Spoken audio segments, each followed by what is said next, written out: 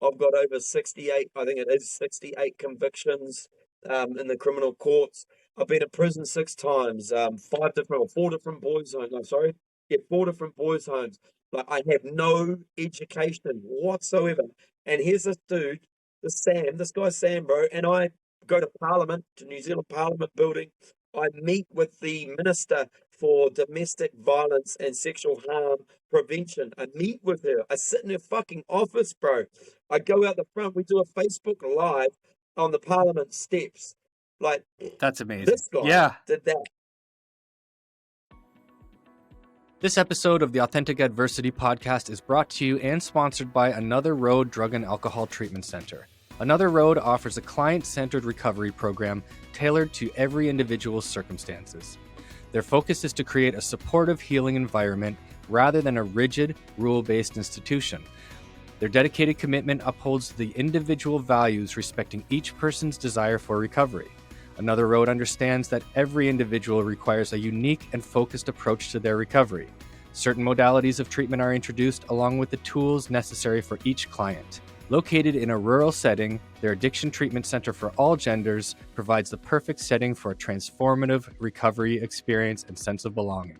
The private residential treatment facility offers an unparalleled program with counselors that have in-depth knowledge based on varying years of experience in addiction. Another Road utilizes unique, individual-focused plans for recovery that address the complexities of drug addiction, alcoholism, and prescription medication misuse. They have a 65% success rate when clients follow their program. I know many people who have completed this program, and they have absolutely rave reviews. To learn more, visit anotherroad.ca.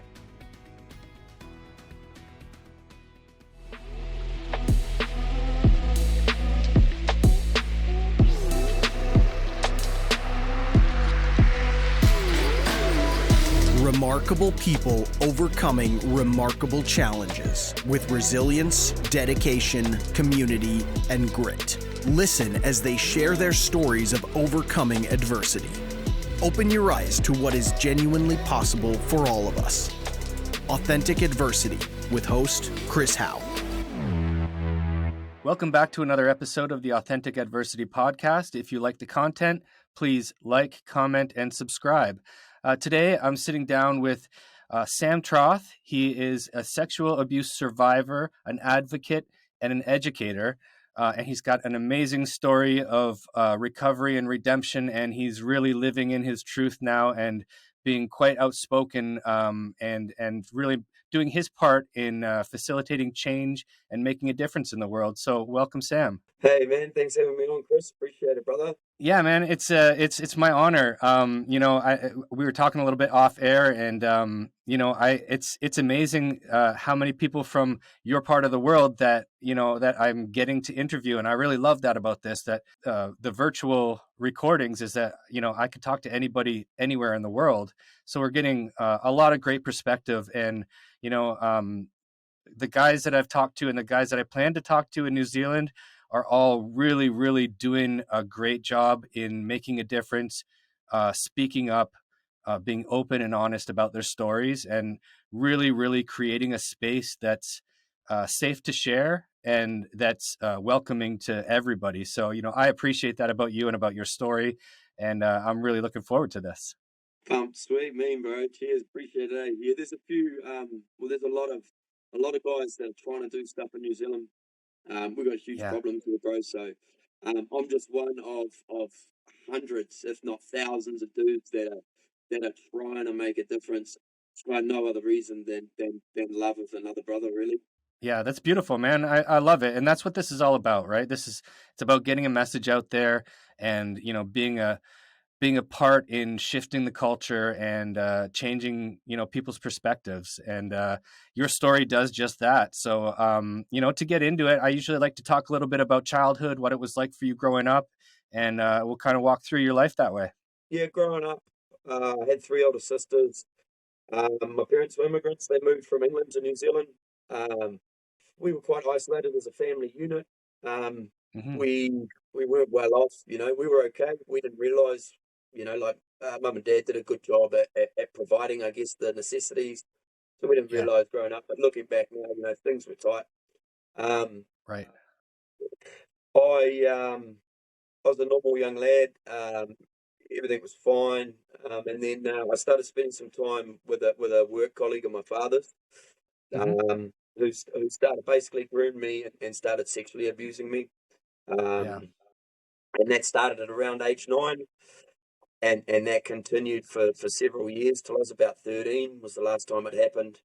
Wow. Um, yeah, and so that kind of was the end of my semi-normal upbringing. Yeah, Yeah, for sure. I think that's and I have a similar thing that happened to me around age 7. And when I tell my story, I always say that when that stuff starts to happen to us, it's like taking our childhood away from us. We stop being a child at that absolutely. point because we have so many questions. We're blaming. We don't know whether to blame ourselves, whether to be angry, whether to be sad. We don't feel we can talk about it because Yeah, whoever's the perpetrator of this is generally telling us that this is our secret, this sort yeah, of thing. And I mean, it's a really, really tough place to put a young person and a young man to put that pressure on them to keep this secret that it needs to be shared. You at 9 years old, you're not expected to be able to carry that kind of trauma. At any age, you're none, not. none, But none, a, none. a child, that's just it's so unfair. And you know uh, it's a for us men, I believe that it's a lot more common than anybody knows, Yeah, just for the simple fact yeah, that guys aren't speaking up about it, right? yeah. So our statistics in New Zealand are 1 in 6 men, Yeah. and 1 in 3 women. So Yeah, it's full on. that Um, is. it's a real problem here, and like you say, no one speaks up about it. I was silent for many years. Yeah. So after that abuse sort of concluded, and I guess looking back, maybe I think that year there was just I think he knew that I'd fucking had enough and that I was Right. ready to fucking stand up for myself, maybe. Or but he it stopped, and then that's sort of where a lot of trouble started for me. I obviously dropped out of college. I don't know, well, high school, so I'd only just started my year 9 education, so I did a couple of Mm, weeks of that, and I dropped out yeah. into boys' homes, so into state care till I was 16, in and out of state care, boys' homes, running away, going to secure lockup boys' homes, and Right. long-term programs, and sort of just, and then into jail, Yeah. and and and did nothing but reoffend, go to jail, get out. And I was just angry, man. I was just, Yeah. when I was younger, it was smashing stuff up, and it was smashing people up, or trying to smash people up. Because I don't Right. proclaim to be a tough guy or nothing, but just violence in general. And then Yeah. as it progressed, and I got older, um, and had a drug addiction, a methamphetamine addiction, it became car theft and things like that. Yeah. And that went right through to I was 22, Wow. 23. I think a lot of us that have had these childhood traumas that were, so scarring for us, I think we do, we turn to acting out, we turn to drugs, we turn to alcohol, we turn to harming ourselves and others. And it's all in this desperate attempt or this desperate cry for help, I believe, right? Like we want to be Yeah, loved and bro. we want to be Yeah, noticed. And yeah, yeah, it's yeah. really, Look at it's really me. quite a shame. Yeah. Yeah, that's what it Yeah. is, man. And especially when I remember being younger, and I think about this all the time when I see this youth crime problem, and I see young people acting out. It's a fucking cry for help, man. Like no one at 10, 12, 13, whatever, no one at a young age like that is bad. They're not bad. They're not. No, you're They're right. just not. So if they're acting out, and if they're angry, and if they're doing this shit, something's not right. You know what I mean? And it's literally, that's what it is. It's a scream. It's a cry for help. You're gagging for a teacher to ask you what's going on. You're dying for your parents to realize what's going on. Even Yeah. when the cops arrest you, man, you're thinking to yourself, "Wow, this dude could stop everything, or he could help fix what happened." Yeah. You just want anyone, bro. It's yeah, it really is. And it's a desperate, it's out of desperation. And I think that need to be noticed and need to be uh we're really, we want to be cared for. We want to be loved. We want a safe place. Every Yeah, child wants a safe place and a place where they can be themselves and they can, you know, share how they feel. But, I yeah, think especially for us men, there's not a lot of those. Well, we're around the same age group, the same, and, especially back then, there wasn't a lot of safe places for men to talk about anything, emotion no, wise, right? Yeah, nah, and the system still isn't geared for that, like, even yeah, in my own situation, all of the time that I spent in these boys' homes and the state care and then into prison, there's no intervention. There's no system coming to you and saying, "Hey, man, what's wrong?" Like even they're not yeah, asking. You know what I mean? And they're the one that's punishing. They're looking at you. They got your rap sheet. They're like, "Wow, this dude's so angry. Look at him. He's just a little kid. What's actually wrong with him?" But they don't they don't apply the resources. They've only got a guy to turn the key and another person to pass right, the food out. Basically, you know what I mean? The money's yeah, not there to care any further. I guess they take care of your physical health when they put you in care. When you're in a boys' home, when you're in prison, they're feeding you. They're putting you in. yeah, They're giving you a bed. They're giving you a pillow. They're giving you a blanket. They're making sure you're not going to freeze to death. You're not going to right, starve to death, and you're not going to dehydrate because there's water in your room. But that's all yeah, they're doing. They're not looking after up here, and that's at least half of it. for sure, for sure. And the whole idea of locking somebody up, it's supposed to be about rehabilitation, Yeah, yeah, reform and rehabilitation. yeah. And if there's nothing in the system to facilitate that rehabilitation or that change in somebody, well, why are they surprised that people keep reoffending? And it's just Exactly. this Yeah, revolving door in the prisons, yeah, right? um yeah, and it's really quite a shame, that there's not more programs. I know, here in Canada, we've now got programs inside, and help with addictions, the counselors and mental health, support. But it's still not enough. I think you no, you still have to seek it out. You have to yeah. say, I want to go to this meeting, or I want to see this counselor. It's not a It should be mandatory thing. And compulsory. It should be compulsory. It should be like absolutely. a medical check. It should be, Yep. man, and it should be done. If you got dudes that are in there doing time, you should know everything about them. You should know about Yeah. what their support network looks like on the outside, what their relationship looks like, what their goods are, what their bads are. Like, what's going on for this individual? Let's create a Yeah. path for them through this, and let's, you know what I mean? Because there's every person's different. Like, Yeah. every person, some people have got nothing. Some people have got no one out there. So they Right. really need good support, and they need support post release, you know what I mean? Where Absolutely. other people just need a little bit of support inside, and then some guidelines for their own support network.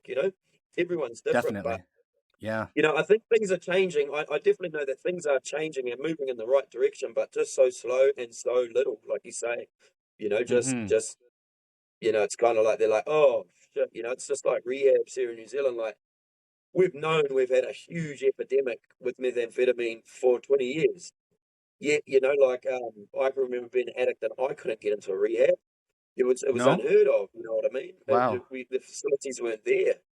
Like you'd be on a waiting list. You'd literally be waiting for a callback. Right. Well, Like and you that's can't the just thing. turn up somewhere. You Yeah. would think that you could turn up to the hospital and say, I'm fucked. I need a detox, Yep. 7-day detox me, and then put me into a residential program. Nah, nah. Yeah. You bounced away. You've got to get an actual referral. You've got to go to your GP, get a referral from your GP. So you go to your Yeah. general practitioner doctor and be like, I'm a drug addict. And like, oh, here's an appointment to see such and such in 4 weeks. Oh, cool. I'll go use for another 4 weeks. And then you're like, Right. oh, I'm too high to go to my appointment. Fuck that. I'm Yeah. happy again. Well, that's the problem with that. Yeah, they'll give you a 3-month wait list to get into treatment, but in those 3 months, you could possibly die because you're going to keep Yep. using, or Yep. that spark that you had, that little spark that said, I need to change, goes away because you get Yep. deeper into the use. It's a shame. And we have a little bit of that here too with wait lists, but it's getting much better. And there's help from the government now, and it's becoming a little more accessible, which is really nice. But Yep. the drug problem is getting a lot worse though, so there's more demand. right? And Yeah, it's tough to keep up with that demand, right? yeah. It's like the whole approach with everything. You've got instead of, look at the cause. Like they need to look Yeah, back and sort of start. And it's the same with mental health. Like um, out of the prison system and just in the general public here. We've got a real bad suicide rate here. We're sort of around the 600 a year. I think last year was 590 something. But all we've just started talking about is suicide. So we're talking about suicide, and that's a side effect. Let's talk yeah, about why, and that comes back to these horrific statistics we have around childhood trauma, and it's not just sexual; it's physical and emotional as well. It's absolutely. intergenerational. It's colonial. There's just, you know what I mean? It's just so entwined in our society. Right. But Yeah. people don't want to really acknowledge it, and they're just like, okay, well, this demographic of people are committing suicide a lot. This age group are committing suicide a lot. Yeah. Why? Because you've got no fucking support, sorry, for these dudes. There's Yeah. no help for them. That's why. And if we Yeah, look back, definitely. it's that childhood trauma. A lot of it is childhood trauma. Like we've got a statistic here, so 90% of children that commit suicide under the age of 14 in New Zealand were sexually Hmm. abused. Yeah. Yeah. So in 2020, we had 6 children commit suicide that were under 14. Oh, So really? of Yeah. those six, five were sexual abuse victims. Do you know what I mean? Right. Why aren't we Yeah. why aren't we talking about this? Why aren't we advertising it? Why isn't the government marketing this to get this information of prevention, awareness, and understanding into the homes? Like Yes. the same Yeah. way they market alcohol, the same way they market driving campaigns and road safety campaigns, the same way they market election campaigns, Yeah. you Yeah, know? it's crazy. Yeah. And you're absolutely right. I think that, everything comes back to childhood trauma. That's the root of everything, that and we treat the symptoms, we don't treat the root. And Yeah, man. it takes us years of, you know, drug abuse, physical abuse, you know, going through sexual abuse, going through the system, whatever it takes for us to get to a point to get into some sort of treatment, and then we look at the childhood stuff. And Yeah, it's like, well, what about all those years that we lost? And why are we not going straight to the root? And we know that that's the problem. It's all stemming from childhood trauma, and yeah, we're treating symptoms. we're only gutsy enough to talk about these symptoms or these side effects. You know what I mean? And, Yeah, and like and that's the way I see suicide. Is it's a side effect. It's what that's what they did. That was their out. yeah, You know what I mean? right. And that's fucking heavy all on its own. But why? Why? Let's peel back the onion, like why? What's going Yeah. on? And that's so with our domestic, with our physical and our mental or emotional abuse, it's 1 in 3 men in New Zealand by the age of 18. So that's a Wow. huge number, man. It So is. we're about Yeah. 5 million our population. I did a post on Instagram, and I worked out that the 1 in 6 men that were abused by the time they were 18.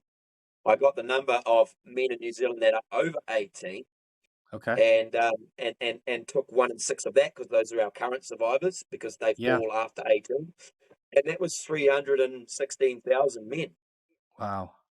Yeah. So out of 5 million, and then so if Yeah. you made that 1 in 3 with the physical and the mental, that's 640 odd thousand or 630 odd thousand men. Right. That's a huge chunk.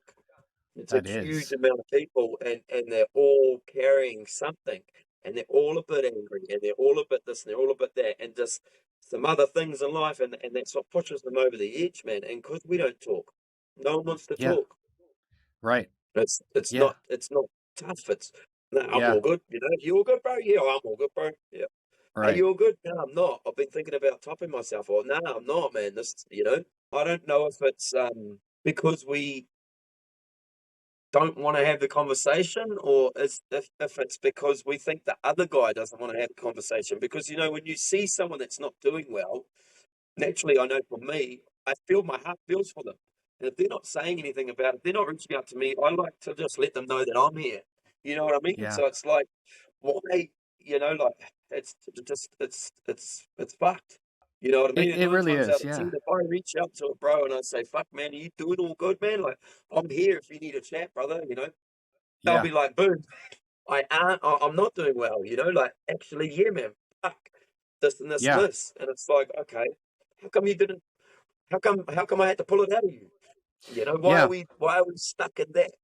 Well, I think that yeah, I see that a lot too. I think that as people who are in this sort of advocacy space now and who are open and honest about our stories, I think we're doing our part in opening the door to that dialogue and opening the door to that conversation.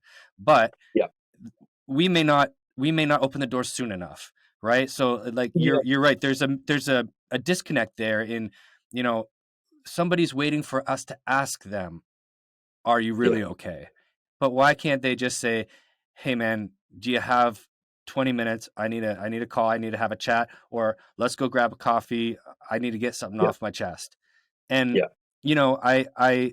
I see a small culture shift in this. I think especially with social media and everything, and incrementally, it's becoming more acceptable for men to talk about how they're really doing, talk about their emotions, talk about what's really going on, or talk about some of the stuff in the past that they have been Yeah. holding for so many years, Yeah. because we're actively creating these spaces now, and we've got people that are loud, speaking up loudly online about this stuff. But it sometimes when you're in that position, I know for myself, I've felt like, I want to call somebody, I want to talk to somebody, but I look at my phone and I think that thing weighs about 1,000 pounds. I can't bring it to my ear to make that phone call. And I've been actively trying to do my part in having a group of guys where I just check in twice a week. Hey man, just Yeah. checking in. How's everything going? Just so you know, Yeah. I'm here. I'm thinking about you. And Yeah. just to kind of create that, open that door, and then Yeah. hopefully create some momentum that maybe some other people follow suit. And I think that Yeah. a lot of men around the world are starting to do that, but there's Absolutely. still yeah, but there's still that disconnect, because when it's crisis time, that's when the person needs to reach out, and that's the hardest time to do it. Yeah, exactly. Hey, we go into that. Nah, this is too full on. It's almost like you instinctively you think, I'll carry this. I've got to carry this. Well, I Yeah. can't burden my brother, almost, Hmm. because I know for me, I carried all my shit, and eventually, when I finished, I had my firstborn son, and I was 23, Okay. and that was it. I stopped crime. I stopped all the bullshit. I still had a meth problem, Yeah. and that continued for quite a few years, as a functioning addict, in the closet, Okay. hiding behind closed doors. Yeah. Um, and so I think, like, in 2019, um, I got to rock bottom, mentally. You know what I mean? Like, I I was ready to commit suicide. I'd planned it. I had researched it. I'd done what I needed to do to make it work. And I sat my wife down, and we've got four beautiful children, and we also have three children, two nieces and a nephew. So, we got a lot of responsibility. Yeah. And I sat her down and said, "This is what I want to do." I went and got myself right at a mate's. I had a few mates that come in tight, and Okay. wrapped me up, Yeah. basically. You know what I mean, man, and helped me out, and checked in, and daily checked in with me. Yeah. And that, but again, like, I could have reached out to those dudes and they would have done that for me. But I reached out to my wife and told my wife where I was at, and I almost needed her to be like an interpreter and sort of Yeah. like, bring us together and be like, okay, right, you man, talk to man, go. Yeah. It was, yeah, I mean, yeah, the fact that you did bring it to her is amazing, because that tells me that your the trust and the relationship that you have is that where you can feel safe to share, which is absolutely yeah, essential in a relationship. um yeah, And the fact that, and I can very much understand that, because sometimes I'll bring something to my wife, and they'll kind of be that third party that says to my, says to my friends, hey, Chris is going through something. You should give him a Yeah. call, shoot him a text or whatever, go have coffee with him.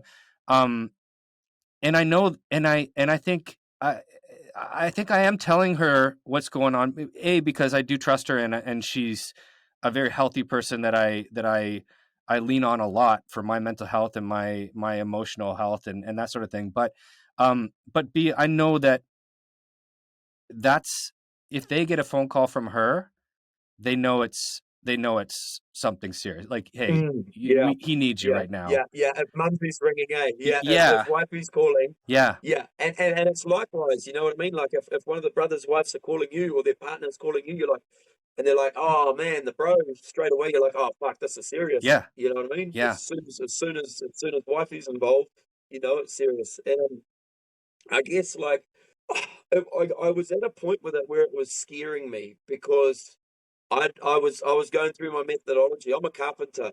You Okay. know what I mean? So like I know that if I've got to build something, bro, whether I'm building a deck, whether I'm extending a house, whatever I'm doing, I need to build to a plan. I need that plan. I need my methodology, bro. I need to know where I start, what I Yeah. do, my process of it. And before I knew it, I was doing that with my life.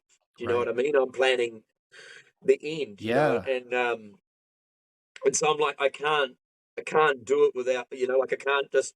I need to tell her that I'm going to do it. She needs to know, like, this is where I'm at, and Yeah. this is actually how far I am down this track. Yeah. So because I want to do it, but I didn't want to do it because I was, it was like almost like the last step in my methodology. Like if because she said to me, you need to get a break. You need to have a break. You get your head right and go to therapy. And if that doesn't work, you do what you've got to do. Yeah. So basically, she gave me, she's, you know what I mean? She said, you try these things because my head wasn't well, bro. Like I still suffer from night terrors. Probably a couple of times a week, I have bad dreams or night terrors or flashbacks, whatever people want to call them. Yeah. Um, I used to have them back then every other night at least. I could go 3, 4 nights in a row, bro, waking up crying, sweating, or waking up, Yep. that sort of shit. Uh-huh. Or not waking up at all, and in the morning going, oh my god, like just fuck, Yes. So, I can so um, relate to that, man. It happens to me yeah, too, and yeah, it's bro, it's it's a PTSD thing that, like, I truly believe that happens to so many of us out there, and yeah, you're definitely not alone in that. yeah, And I bro, know how vicious that is, because that loss of control and that feeling, it's like you're truly living that experience you're there, yeah, you're there, you're it's actually there. exhausting. That's how it is. Yeah, Yeah. it is, bro. Like, I can I can like make it like it looks like someone's got a bucket, bro, and poured water on the bed, bro. Like I'll Yes. sweat that Yeah. much, and I can wake up and be like, like it's almost like the physical reaction's almost over dramatic. Yeah. Do you Yeah. know what I mean? It's like I do. it's like, yeah, bro. Yeah. Like the wife will, like, don't sleep in the same bed, like get Yeah. out. Like, Yeah. it's bad, bro. And like I tried re-scripting. So after that, I went and got my head right, bro. So 2019, Mhm. I got my head right, went and stayed at a mate's farm for a couple months, Yeah.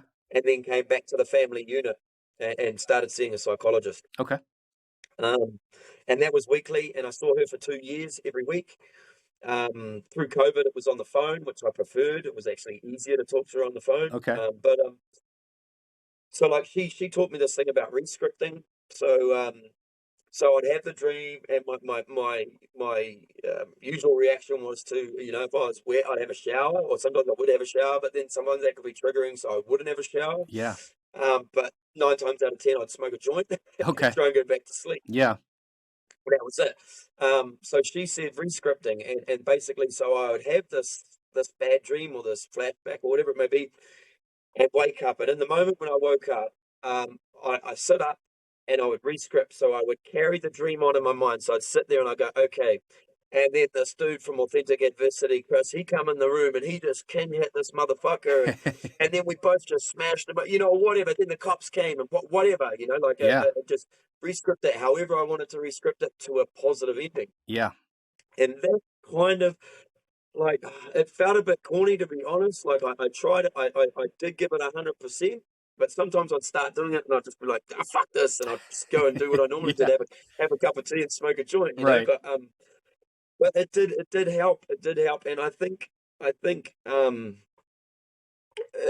if it was a one-off event, Mhm. I think that rescripting would really, really help. But because my abuse took place over many years, at so many locations, so many different times, and Yeah. so many different scenarios, and so many different acts, if you will. Right. My dreams are so complex, bro. It's like that rapid eye movement therapy, Yeah.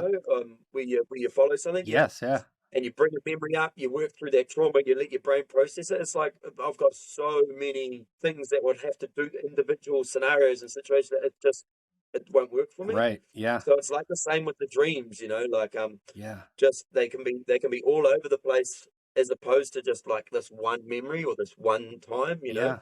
Definitely. Not trying to devalue anyone it's only happened once or whatever. Like I'm just saying it's just different for me, and it's different for everyone. For sure. Yeah. I've done some work with that sort of that type of healing as well, and I found it quite beneficial. But as you said, so for myself, like I've been doing this work with a psychologist for 3 years now, and every time I see her, we have to do a different event, and we're going back, and it's like it feels like it's never ending because we're rescripting events that happened to me when I was a child, and I'm going in as me, like current day me, giving myself the love that I wasn't given in those situations, in those scenarios. But like, as you said, there's so many, and there's so much trauma. It's like, I feel like 3 years I've been Yeah, doing this and I'm just scratching the surface. There's so much yeah, more. And so I understand what you're yeah, saying. It's like, okay, cool. yeah. Like I can rescript these things as they come up, but the things never stop coming. Right. Like, it's Yeah, like, bro. Yeah, yeah. yeah, The train ain't stopping, hey, bro. It's like yeah. fuck. So you're just constantly. So yeah, it was like, But I've found that helping and talking and healing, and since I started the Road to Healing Aotearoa, my page, and my mission, and sort of just like almost tried to rebrand myself and um and turn my trauma into my superpower, bro. Yeah. Go from victim to survivor to now I'm a thriver, bro. Now Right. I'm pumping, and I'm trying to pull other people up to where I was and where I am. Yeah. Yeah. Well, let's talk about that, like what you're doing today, because, Yeah, that's, as we said off air, right? Like that's what this is about, right? Like, what are we doing yeah, today yeah, bro. to Yeah, change and do our part in giving back, and in, yeah, helping another brother, or anybody who's listening, or who reaches out for help. What are we doing yeah. today? And, That's right. Yeah, I want to talk about your walk. I want to know all the positive stuff, so, and the changes that yeah, have bro. happened, over the last, I don't know how many years now, but yeah. The journey's been from 2019, and that was 2 years of psychologist. Um, she was a female. I needed a female, bro. Okay. I couldn't do a room with a dude that I'd never met before and Mm, talk about this shit. No way. yeah. So, but I got to the point about a year ago where I was just like, okay, I'm ready for a dude. Like, I need a dude now. Like, I just feel like this approach I'm taking with this lady is awesome, and she's gotten me so far, but Yeah. she's not going to get me to the end. You know what I mean? Yeah. It's like it's her. She's done her bit. Hmm. So I reached out, and I got a male support worker, or male counselor. Yeah. He's a registered counselor, a registered psychologist. I think he's a psychologist. He's definitely a registered counselor. Okay. And he works for a organization called Male Survivors Aotearoa. Mm, He works for the Bay of Plenty branch, but they have an office in every region in New okay. Zealand. I think they got 7 or 11. I'm not quite sure. Don't quote me on it. But basically, in every region of New Zealand, you can reach out to these people. Male support services, or male survivors, is Yeah. what they're called. Okay. And And they'll hook you up, bro, like all free, like all government funded, Oh, like wow. for trauma, for fucking they'll help you. Like if you're going through struggles with custody, and if you're just a male, and you need support in any sort of mental health capacity, you go there, bro, and they hook you up, man. And their criteria is quite wide, like Yeah. not many people have to pay for their service. Amazing. So I hooked in with them, and I said that I wanted to do something different. At the same time, I was listening to some podcasts. A mate sent me through a podcast of a guy from Australia, Brent Simpson. He's got a quite a popular podcast called The Clink. Hmm. And it was an interview that he did with another guy, Dave from New Zealand, who's on the Fallon Show, another popular podcast over here. Yeah. And this guy, Simo, Brent, he biked across Australia like 3,000 kilometres to raise awareness for male survivors of sexual abuse. This was a sergeant at arms enforcer for an ex-sergeant at arms and enforcer for a hardcore, one of Australia's most hardcore bikie clubs. Yeah. Like this dude was Yeah. was and is a gangster, hardcore. Yeah. And I thought, if this guy can make, because I'm listening to this podcast, I'm watching it, I'm like, holy fuck, man, if this dude can do it and Yeah. not even be ashamed or embarrassed, if this guy can be vulnerable, this badass, I can, you know what I mean? Yeah. So I Amazing. thought, I'm not going to ride a push bike, but Yeah. I thought, fuck it, I'll walk the country, I'll walk New Zealand. Yeah. So that's what I decided to do. So I went to my counsellor dude and I said, look, bro, I want to walk the whole country and raise awareness, and I want to heal myself. I want to find myself. I want to scream like no one's there. I want to cry. I want to laugh. I just want to fucking go on a journey, Yeah. I just pilgrimage, whatever you call it, man. I need to find, I need to do this. And so Right. he's like, yeah, bro, I'll support you, whatever. He's like, however, told my sisters and my wife and shit, and said, look, this is what I want to do. My sister's awesome. She's got a marketing and advertising company. So straight away, she was like, right, let's create a social media. Let's do this. Let's do that. I've never been on social media in my life. I was scared of social media, bro. Mhm. So yeah, we created this page, The Road to Healing Aotearoa, and fucking, I sold my truck. I sold some of my tools. I fucking got some loans off. I begged, borrowed, and stole basically to rack Yeah. up some funds. And on the 24th of October last year, I flew to the bottom of New Zealand, and I started walking to the top. That's amazing. So, okay, so Yeah. like, so what, and in total, how many kilometers is that?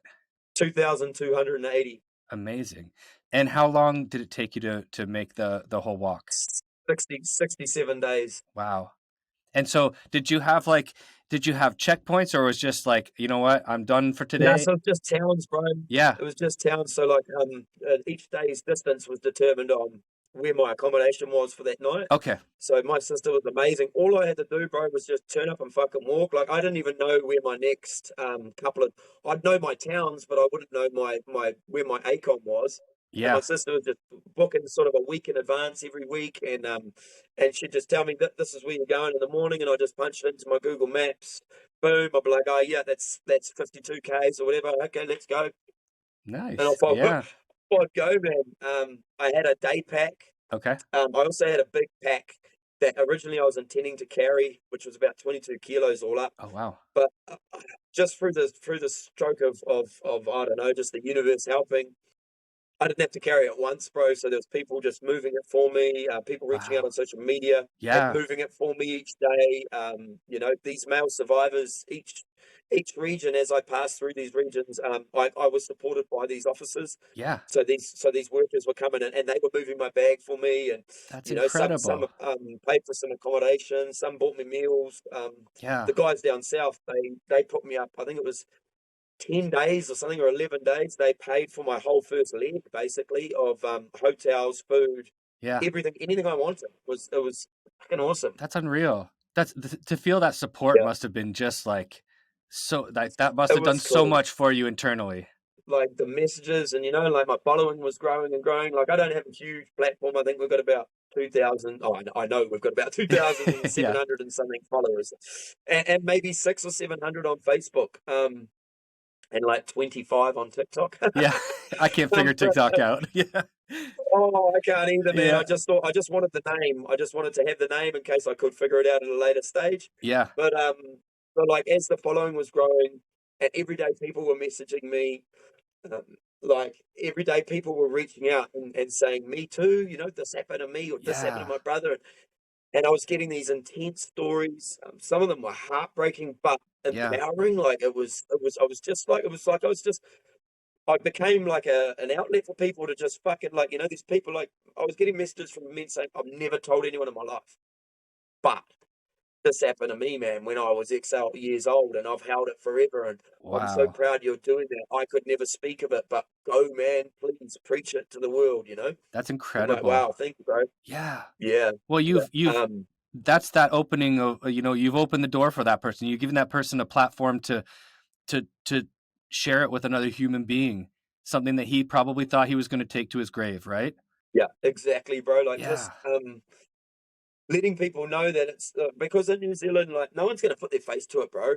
No Right. one's going to, and that's the problem. Like, we need an advocate, bro. We need someone banging on the fucking, making noise. Like, no one's doing it. People don't understand. Our statistics are getting worse and worse because our parents that haven't been abused don't even understand how fucking common it is to be abused. Right. You know, Right. the people that were abused aren't saying they were abused, so no one fucking knows. Yeah. The predators, oh, they just keep going and going and going because they're like, this is the perfect working environment for me. No one's telling on me. Yeah.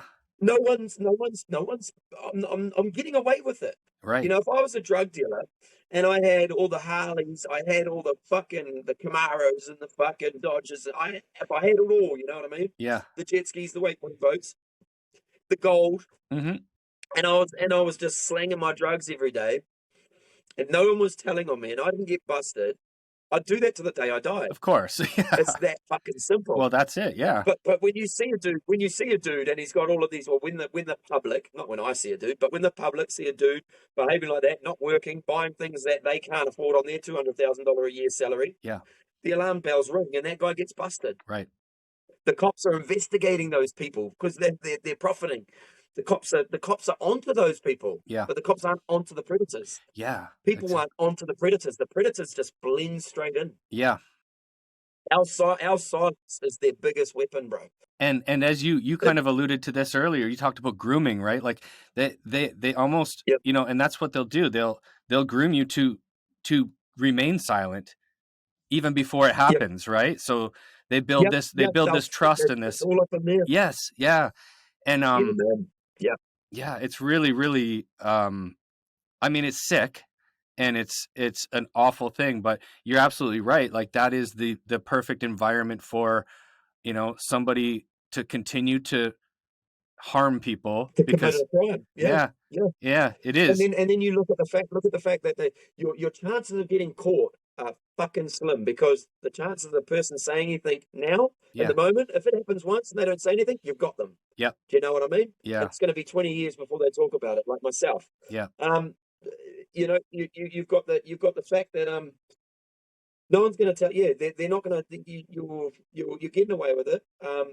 You've also got the fact that in between that one that you're waiting 20 years for that person to finally blow the whistle, you're moving on to the next and the next and the next and the next. Yeah. No one's alerted to your behavior. Like when you get caught, that's what I was going to say. When you get caught, Right.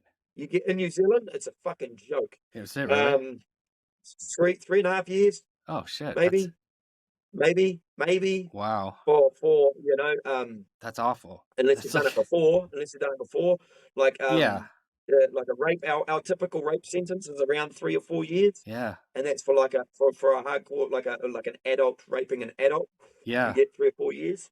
That's it. If you do it again, you might get 9. Yeah. If you're a bad motherfucker anyway, you might get 6 or 7. Right. It's Right. a joke, bro. Murder's like you only get about 13 years for murder, bro. Here Yeah. Really. you get longer. Jeez. The biggest sentences we dish out, bro, are for Class A drug importers and Class A drug manufacturers get the biggest legs in New Zealand. Is that right? I mean, well, the fact that these kind of offenders aren't getting, I mean, aren't getting like harsher punishment and the fact that they're getting away with it for so long and as you said, like something happens, a person remains quiet for 20 years. How many other people have been affected in those 20 years? And then when you're finally able to come out and talk about it, well, where's your evidence? And there's a whole, Yeah. it's your word against his. And, it's a whole thing unless you've got a number of people that say, okay, me too, me too, me too. It was all him. But, Yep. And then if the sentence isn't harsh enough, well, what's deterring him from coming out and doing the same thing, right? Nothing. Like, And there's not even a name and shame. So like, yeah, they get name suppression. They get name suppression through the whole process of their trial. And then and there's just no media coverage on the fact that when they finally get found guilty, they can, most of the time they hold that suppression, and then a lot of the time it stays suppressed because they might be a member of the church, or they might be a school teacher, or they might be, yeah, just they might have this reason why, or the lawyer might be able to argue that their name being released is going to taint their family's reputation, or their brother or their sister's company, or their business, or so a lot of the time we don't even get told that they've happened. that's awful. But Yeah, it should be name and shame, bro. It should be name and shame, especially from the point of guilty. You're fucking done, mate. And yeah, and if you've been convicted of it before and you're accused of it again, it should be out and out, name and shame. 100%. You know what I mean? Yeah, yeah, Yeah. I mean, I know for my offender, he left New Zealand in the mid-90s, and he went to Australia and he did it there. He got convicted of it there. He did a couple of 3 years jail there, yeah. or a couple of years jail there, was deported back to New Zealand. He did it again here. He did a short term of imprisonment. He was put on parole. He did it again, and he had 3 victims, one of the largest online collections and physical collections of child pornography and material in New Zealand history. Methamphetamine, firearms, like this cunt was fucking gone, mate. Wow. And now he's been given a sentence that's called preventative detention, which means that you must do 15 years. And then after that 15 years, you are eligible for parole. But by law, they can keep knocking you back and theoretically hold you in prison forever. Yeah. Okay. But one day they will release them. One day Yeah. they will release them. They do it. They have to. Because after say 18 years, if he's done all the programs, if he's done everything they were requesting of him, they've got to give him a chance in the community. Yeah. And at that point, is he released as a registered offender, or is it? Absolutely, yeah. I mean, at that point, he would probably be put in a support house, which would be some sort of flat kind of looking scenario in a house on prison property, perhaps, or a Department of Corrections property. Okay. A high risk sort of halfway house, if you will. Yeah. Yeah. That's sort of what happened to our last sort of big serious offender. Yeah. He was released, and I think one of his conditions was he couldn't have a phone, and the house he was in was on prison property, and he was found with a phone, and then they just put him back into the maximum security again, and that's you breached it, you can't, and then that guy won't be released, that other guy. Yeah. So once you do breach it, you're fucked. Well, but that's too many. That's like 6 victims later. Exactly. Too many people have been affected. It's too many chances to give somebody like that, right? And not only that, but like the dude should be dealt with when he's down and when he's behind bars. Like, do guys get dealt with there? Like, really? Nah, bro. They're protected. They're a protected species because there's pedophiles, mate. Yeah. These are the ones that are going to clean the screws officers, bro. Yeah. These are the ones that are going to have the cushy jobs, bro. These are the ones that the screws can trust to do their bitch boy chores. Right. These are the motherfuckers that are making the screws coffees and stuff, bro. They've got their own unit. I know that in Waikato prison, in the Waikato, they had their own unit. I haven't been to prison since I was 23, bro. I'm 39 now. So I haven't been to prison for 17 or 18 years or whatever the fuck. Yeah. But when I was, they had their own unit, bro, that you couldn't get to them. Yeah. You couldn't fucking get to them. They went on protection. They went on what's called segregation in New Zealand. So you have mainstream and segregation. Yeah. They would go on segregation. And then if anyone knew they were a pedophile, they would go on pre-segregation, which was 23 hours voluntary in their cell with 1 hour by themselves in the yard. And they'd do that, and then they get sentenced, and then they would go down to that camp, and there was a 60-man unit that was full of the motherfuckers. Yeah. Well, yeah, that's and they're just you can't get to them, bro. Yeah. And then you get to them, and it's they're just they're protected. They're a protected species. Yeah, that's literally, it's fucked. It From is start fucked. to finish. They're protected. Yeah. Yeah. I mean, we have protective custody here too, but people can still get to these guys, but Yep. but like what you Yep. said there, it protected from start to finish. Like, yeah, it's from the first time they offend, they've been protected by Yep. System. the system and by the victim as well. They Yeah. Yep. It's unfortunately fucked. yeah, Yeah, it is, bro. It is. It's exactly how it works because our silence as a survivor or the victim, our silence protects them at the start, yeah, and then they move through. And if they are prosecuted or if they are arrested, the police then protect them yeah, by not releasing their name, or the court system yeah, protects them by not releasing their name to the general public, and it stays like that, and then they go into prison, and the prison or the Department of Corrections protects them from the other yeah, inmates yeah, to the point where they have their own unit. yeah, They should be, and you can't. So you could say if one was on segregation yeah, and you were on mainstream, yeah, you can go, oh, excuse me, I'm worried for my safety on mainstream. I need to go onto segregation, and they put you onto segregation. You play up in there, you're not gonna, you're not they, if you they know, so they're like, no, no, yeah, no, hold on a minute, Chris, you're full of shit. yeah, You're not scared for your life. Nothing's going wrong for you here. You're trying to get over there to fucking do a hit on that cunt. yeah, Nah, bro. yeah, You know what I mean? Or what they'll do is they'll say, okay, Chris, we're going to send you to protection yep, or segregation, and now we're going to put the two pedophiles that we had in the yard. We're going to put them on pre-segregation, so you can't get to them anyway. yeah, And then we're going to leave you stuck where you don't want to be because all your mates are over in mainstream. right, But we're going to, because you come over to try and do a hit, we're going to leave you over there. We're just going to fuck with you, yeah, and we're going to keep protecting the pedophiles. Yeah, crazy, because it's a lot of paperwork. You think about it, yeah, man. It's easier for them to do that. The paperwork involved in fucking in a huge incident. It's just and the unfortunate thing is these pedophiles are old. It's not young. I mean, there are young ones in there, but sure, your textbook typical. They're going to get away with lying to you. Oh, I'm here for burglary, or I'm here for car yeah, theft, because they look like us. yeah, Because they're young sexual offenders. The old ones, fuck, these cunts fucking, they're Montgomery Burns looking people, bro. They're old yeah, dudes yeah, because they've finally been busted. They've finally been convicted yeah, 50 years or 40 years after they're offending. But they're old men, bro. right, So the thing is they need to protect them because if you hit them and they fall on the ground, they'll probably fucking die. yeah, Again, too much paperwork. So yeah, just keep them separated, yeah. which is shit. Which is shit. It is, yeah. I mean, just the idea of protecting somebody like that. I mean, I know like they have to do that, but it's a shame that they have to do that. That people like that should be given special treatment. Yeah. Anyways, Yeah. let's get back to The walk. the walk, Yeah. because we could go on about this forever. But what I wanted to ask about is, so on your walk, like you're putting in like hours and hours a day. What are you going through every day? Like you said it was like a healing journey for you almost, right? And so, Yeah. Yeah. are you is it like so?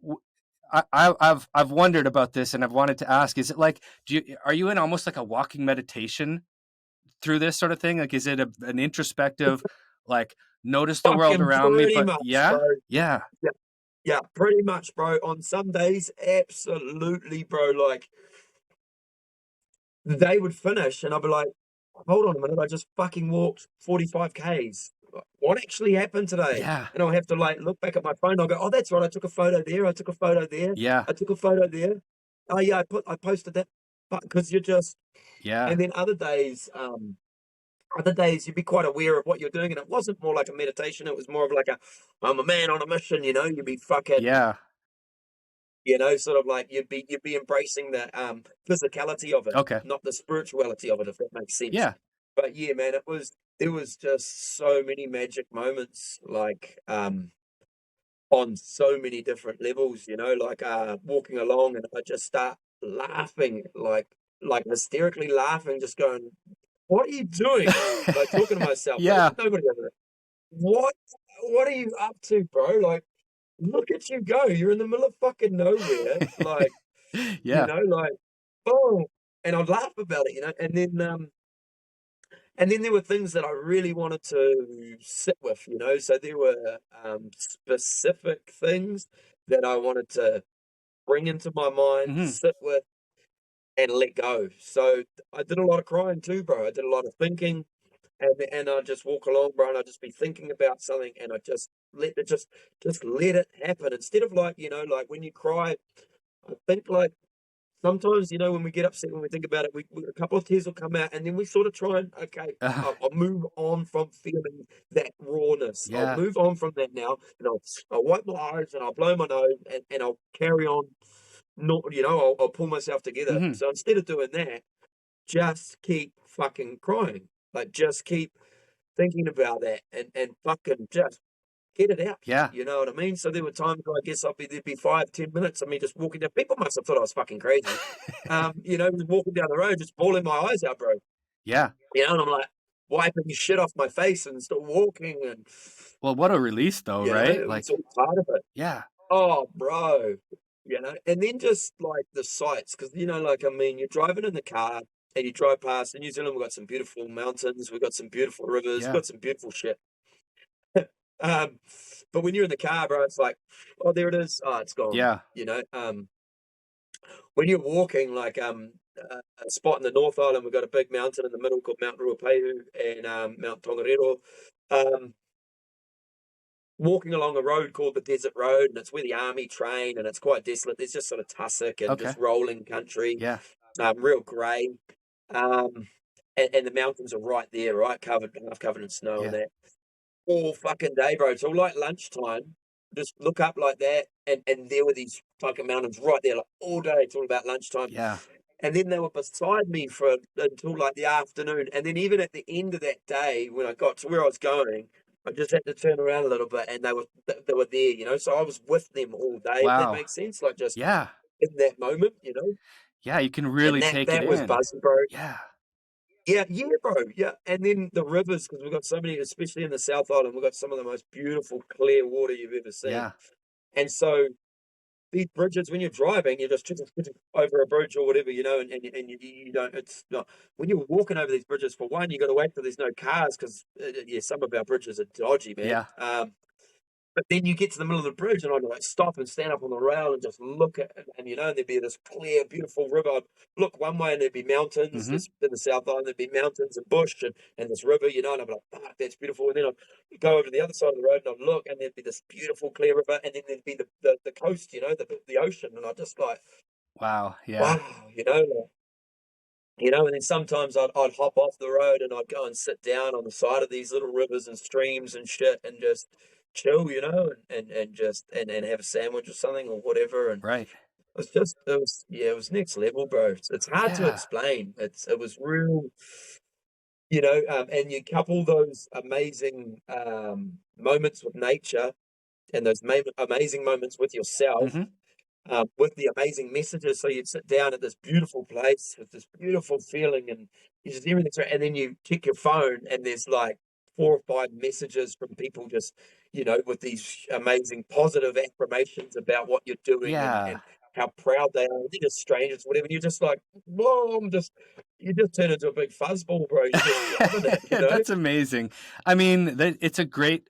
It sounds like such a healing journey, and like really, really like puts the world into perspective, and really like I like the idea of like kind of a walking meditation sometimes, but then other times a real physical outlet. Like and then the crying and the laughing and the all. You're really you're allowing yourself to go through all the emotions fully without any Yeah, expectation or without any fear of judgment, because hey, I'm just in my that was zone. there. I'm in my lane doing my thing, and I can laugh, I can cry, I can, I can smile, I can, I can be pissed off, I can, whatever it is that you need to go through.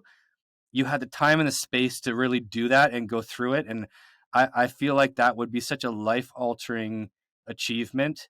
Wow. Yeah, like it was and that's what it was. There was a lot of things I need to process away from my wife, away from my Right. children, because that was one of the negative things, like you go to therapy, bro, and you'd hit some raw shit, and then you come home and you're angry for no reason, bro. Yeah. Well, you know why you're Yeah. angry, because you're fucking thinking about that fucked up Yeah. shit.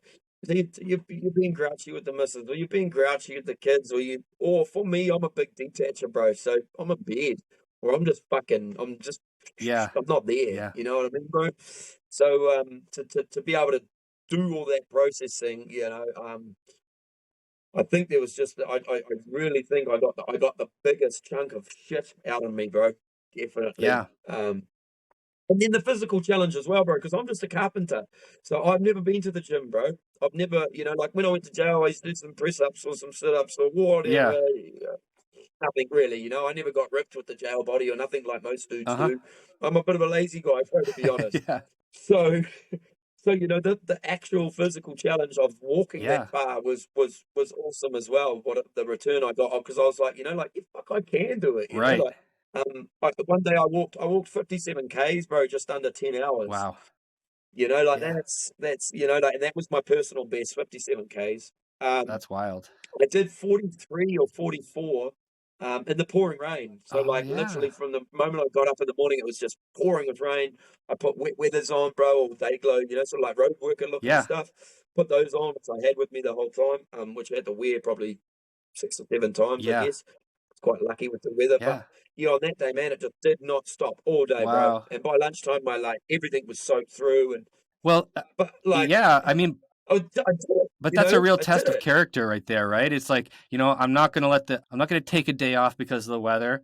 This is my mission. I've got a goal and I'm going to meet that goal. And I think like you're talking about this, it being a physical challenge for you and something that you truly believe in, that you feel supported in, and that you feel like is very therapeutic, that kept driving you to Yeah, say, you know what? Okay, it's pissing rain on me all fuck it. day. The blisters are like, are unreal today. Oh, The bro, like, yeah, my feet are cut up, my shins hurt, but I'm still doing it and I can do it. And I think that yeah, those tests, they're not little tests, those big tests really show yeah, what kind of a heart we have and what kind of like um belief in ourselves. We really get to yeah. grow there and to say, I know I can do this and nothing's going to stop me. Absolutely. And it's like, I think any survivor of trauma, childhood trauma, be it physical, be it sexual, whatever, can relate to this statement. It's like, it's nothing compared to what we've been Yeah. through. You know what I mean? Yeah. Mentally, we're still here now, bro. Yeah. So mentally, we're on our, we are actually, and in our hearts as well, we're fucking strong, Yeah. bro. We're real strong because there's so many of us that aren't here now. You're right. You know what I Right. mean? So like, it's kind of like good because you're like, and that's what I used. I thought, fuck, man, what happened? You handled that. Like this is literally a walk in the park, but it's Yeah. not the park, but it's literally a walk. Yeah. You know what I mean, bro? Like, Yeah. and yeah, like, and it's just the blisters. Oh, bro, the blisters were intense, man. I can imagine. Man, uh, but I mean that's it, it shows the mental and physical fortitude, and I really like that that self-talk that we have with our internally with ourselves as we're going through something that may be physically challenging, that reassurance and that little voice in our head that says, you've been through much worse than this. This is like Yeah, you said, this is a walk in yeah, the park compared to what you've been through. So just yeah, keep looking forward, keep taking that next step. All that matters is the next step yeah, right now, and yeah, bro. eventually Yeah, you get to that marker that you need to. And um that's amazing. I'm so proud of you for doing that, man. And I'm so like I'm just like elated hearing about that, because it sounds like such a um such an awe-inspiring and like transformational journey that that mm, allowed you, as I said before, it allowed you the time and the space to really be with yourself. And I think anybody who's been through anything, and addictions especially, as a result of things we've gone through in our childhoods, when we get out of those addictions and when we start to get healthy and get our head right, we really have to get to know ourselves again, right? Like, yeah, bro. and I Yeah, think that's a hard thing for a lot of people, because we live in like our addict world as like as somebody who we're not truly, like we're not that person, and we lose no, we lose touch of really the essence of who we are, and that we are a good person, and we may have made bad decisions, but we're deserving of love. We're deserving of self-love and self-compassion, Yeah. and all these things. And um, to have that, that time and space to really get to know yourself again and get acquainted with sort of like the new Sam, right? Like this is like, Yeah. and Yeah, really bro. settle in with Yeah. that person, with that new person. And I love it, man. It sounds so transformational and so amazing. I just think it's amazing. Oh man, it was, like Yeah. it's a once in a lifetime sort of thing. Like here's this like recovering meth addict. I've got over 68, I think it is 68 convictions in the criminal courts. I've been to prison 6 times, four different boys' homes. I'm sorry, yeah, 4 different boys' homes. Like I have no education whatsoever. And here's this dude, this guy Sam, bro, and I go to Parliament, to New Zealand Parliament building. I meet with the Minister for Domestic Violence and Sexual Harm Prevention. I meet with her. I sit in her fucking office, bro. I go out the front. We do a Facebook Live on the Parliament steps. Like, That's amazing. this guy Yeah. did that. Like, That's phenomenal. or a lot of people sort of put it out at the start of my thing, and I heard it a lot, and I realized that, yeah, I am actually, this is what I'm doing. And it was that I'm doing the walk before I did the talk. Okay. So I've walked the country, and yeah, it was for me, but I didn't realize how much it was going to be for everyone. Mm-hmm. Now, I could have done it without social media. I would have got the same result. I feel the same right Yes. now. But I wouldn't have spread this awareness and created this whole thing that I've got going now, and that's the ultimate. And the walk gave me credibility. Yes. I wouldn't be gaining the traction I'm gaining if I was just telling my story before I fucking walked up the whole country Yeah. and laid out and made myself vulnerable and let people know that I'm not here for fundraising. I was not, people say, "Oh, it's a fundraising walk. You're doing a fundraising walk." And I'm like, "No, I'm not. I'm doing an awareness walk. I don't want your money." Yeah. Yes, I had to give a little, and yeah, we've received about $8,600, and I'm deeply grateful. Yeah. I also invested about 14 or 16 of our own money into it as well. You know what I Yeah. mean? It was never about money, but those donations helped us get sort of the last fucking quarter of the job done. Sure. So we're so grateful to those. Yeah. But like it was never a fundraiser, and I'm never gonna be that guy that's gonna ask you, Joe Public, for money, because there's so many people doing that. Yeah. There's a lot of people doing that, and it's like I understand that things cost money and your energy and your time and blah blah blah blah blah. Yeah. But like, can we not get to the point where if we're all trying to get the same thing and not work against each other and not compete with each other, can we not all still create the same effect? You know what I mean? Yes, I do. Like I Yeah. don't feel that financial, like what would I do with money if I said, "Hey, look, sexual abuse is a huge problem, blah blah blah blah blah blah. Donate to me." I'd need millions before I could do an effective marketing campaign. Yeah. I'd need hundreds of thousands. Right. It costs 25,000 for one person to walk up the country for 2 and a bit Yeah. months. So like for me, it's this. It's social media. It's just keep talking, and that, I think, also, to be fair, without sounding like a dick, I think that adds to my authenticity as Yeah. well, and to the authenticity of what I'm actually trying to Yeah. do, because I'm not trying to gain any money out of it. You know what I mean?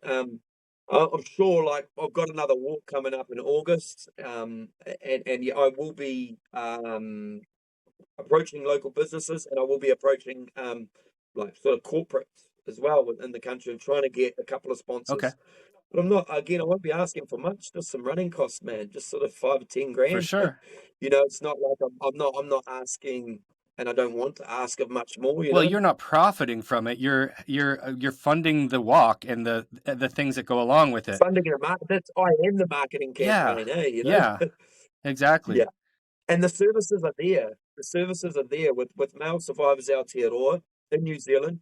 The services are there. They're free. Yeah. The government are funding these services. The one thing that's not happening is no one's putting a face to their name and saying, "Hey, you can get the help. This is where you go." Right. we're waiting for people to pick up the phone or start Googling. And that's where I think awareness and education, if we're waiting for people to come in, then we're fucking creating more problems. Yes. You know, we need to be banging on drums. We need to be telling people, talking to people, spreading the word, making people understand that this is what's happened. This is what happens. This is where we're at as a country with Right. it. We have the support networks, because everyone's scared of the mental health system here as well, because it is failing. Yeah. But there are all these core problems like sexual and domestic violence. There are courses available. There are people providing services. There is free mental health service around Yeah. those, you know. Yeah, so I really love the fact that you're putting your face to the cause, and that you're, you know what I mean, you're authentically showing up, and not fearing the judgment of others, and really being that person who can openly and honestly share about what's gone on and what problems are there, and giving those people an outlet, and the information that they need, so they don't have to go through what some of us have had to go through and what you've had to go through, right? Exactly, bro. Yeah, like, I mean, they just need to know, like, and that's my whole mission now. So I've done last a few weeks ago now, I did a what's called, I think over there it might be called intentional peer Okay. support. Yeah. In Canada, which is an American sort of module, but they've reissued it over here to match a bit more, to work a bit better for New Zealand, and it's called purposeful peer support. So I just did a week training course. I did some online training, and I did the week practical course there on that. I've got in May, I've got a group practical peer support group training, so that I can facilitate groups. Okay. I'm just trying to like just level up, Yeah. bro. Been doing some public speaking. Spoke yesterday and got some amazing I saw feedback. that. We've got a website. Just trying to, like, anything and everything. Like, I'll talk to Yeah, anyone, and I don't care. Like, if you're in a sport, because it's all fucking it relevant, is. man. Like, I spoke to a group at my mate's construction at a place where he works a couple of weeks ago, and there might have been 25 odd people in the room. And I asked, and I didn't feel like a lot of them felt I was relevant. The whole sexual abuse thing. I didn't think I had them engaged. Anyway, I asked how many of them were parents, and most of the Yeah. hands went up. And then I said, okay, how many of you have talked to your kids about keeping themselves sexually safe and about sexual abuse, etc., etc.? One put his hand up. I said, okay, so I am relevant. Right. My conversation is relevant, Yeah. and here it is. Because you as parents now have an obligation to break the cycle by making sure your children have the tools and the knowledge to keep themselves safe from, it's not stranger danger. Yeah. 90% of the time, it's a fucking family member, if not a family friend. Yes. It's a randomized attacks are very, very slim. We're talking 1 in 10 might be a randomized Right. attack. Otherwise, it's your next door neighbor, or it's your uncle, or it's sad to say it, but it's your auntie or your Yep. mother or your father. It's your brother. It's your Yeah. sister. It's, Yeah. unfortunately, Yeah. It's a so if you're not, even as a parent, if you've got daughters and sons, you need to be making sure that they know what's appropriate, what's yes. not, what's because that happens a lot. Like, I hear a lot of that from females being raped by their brothers, and it's Yeah. like, It's it's far too common, and the fact that it goes on at all is awful, and it's really twisted. But the fact is, it is going on, and the awareness needs to be there, right? yep. So we've got to deal with it. We've got to be aware of it. We've got to be educated around it. We've got to educate our children. And I mean, it's not fucking rocket science, Yeah. bro. I mean, we have to teach our kids way harder things in life, man. Way harder Yes. things. This is an easy one when you think about it. It's an awkward conversation, but it's quick, easy, and Yep. done.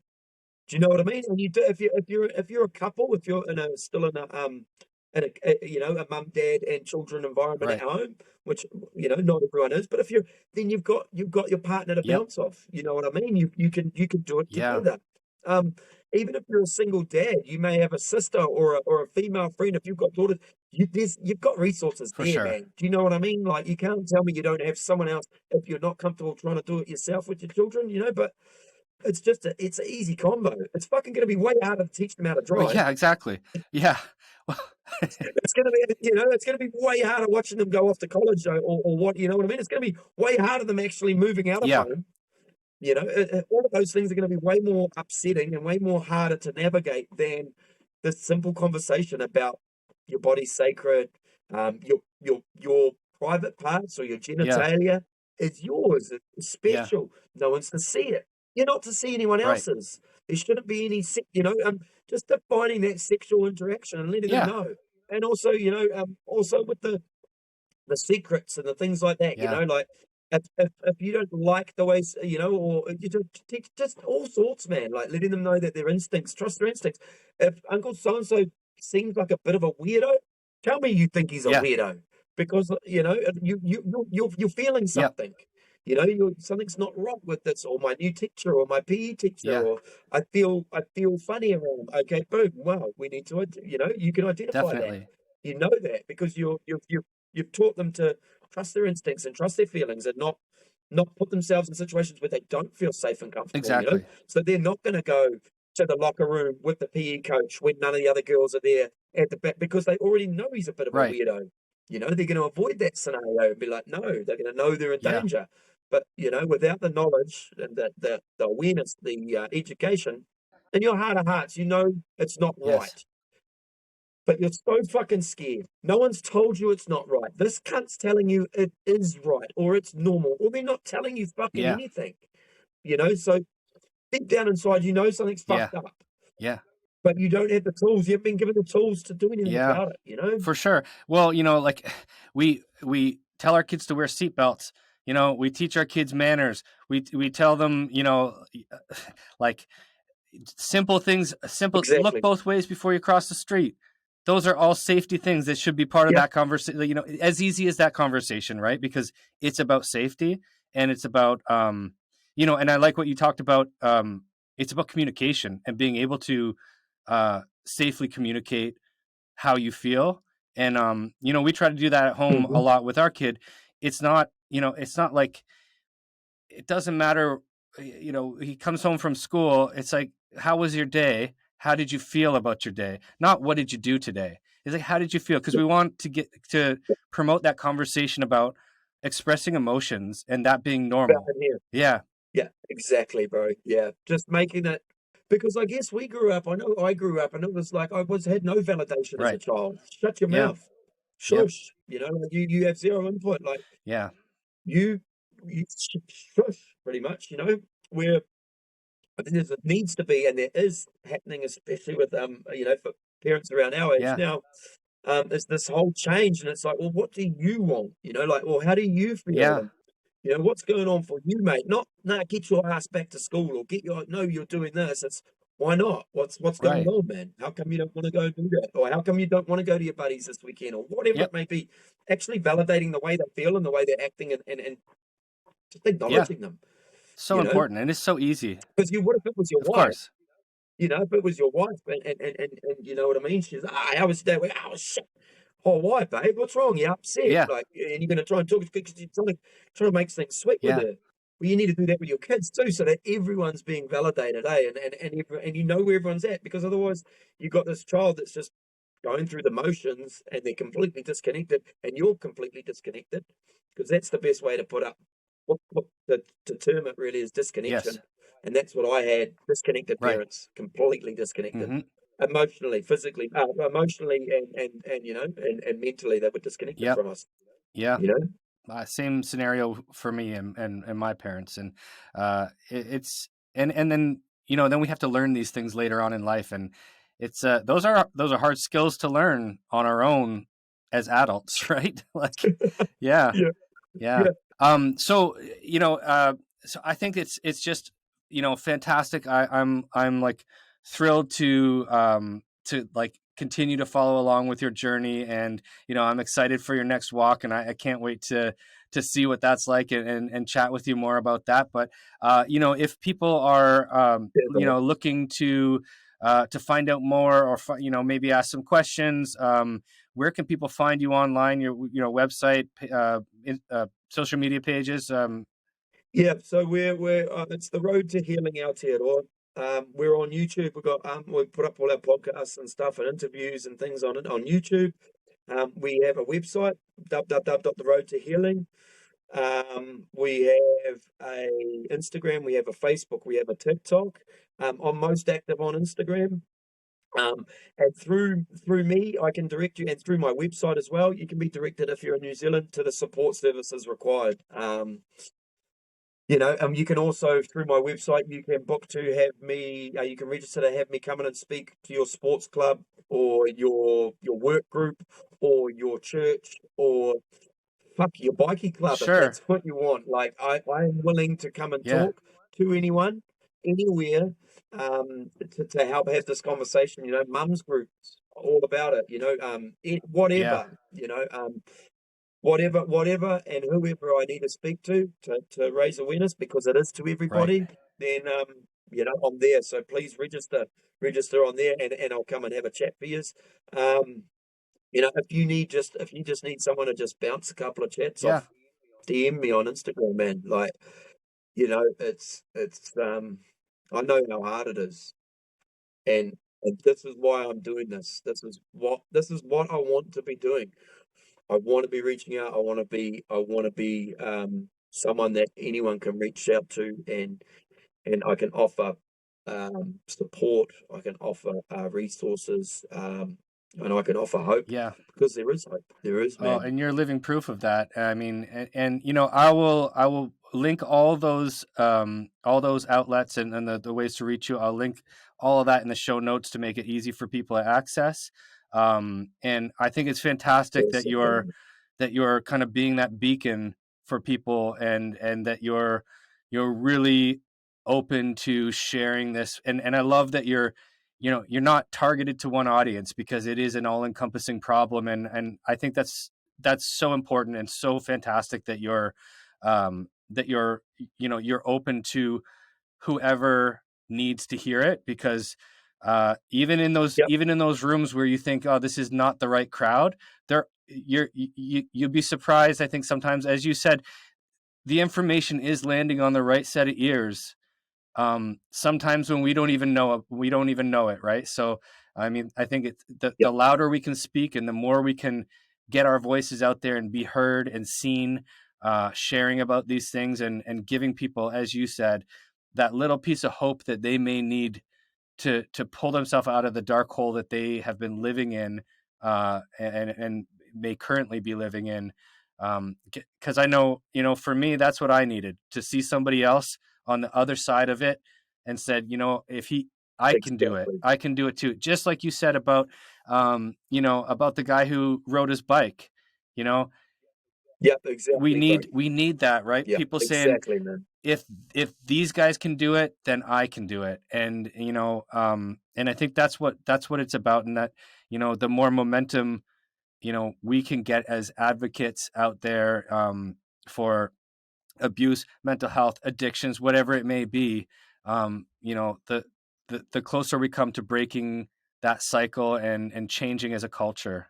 So, man, yeah, Absolutely. I appreciate everything that you're doing, man. And it's been an absolute pleasure to chat with you. I've been really looking forward to this for a long time, and to actually get some real conversation in. It's been my absolute pleasure, man. And I love what you're doing. I really look forward to everything that's to come, and I know that um, many people out there uh, who hear this message are going to resonate with it. And, it's my hope that it lands on the right set of ears and eyes out there, this episode, and that, uh, we've done our part in kind of raising awareness, and starting that conversation.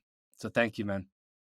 No, thank you so much, bro. I really appreciate it. Like, it's platforms like this, and this instant brotherhood, Yeah. like, since you find each other, you're just like you're drawn to each other, and it's a genuine connection, and it's through the want of nothing else but for the fucking better of our brothers, Yes. and even our sisters out there. Yeah. So I truly thank you, bro, for giving me your time, man, and popping me on the pod. I appreciate it heaps.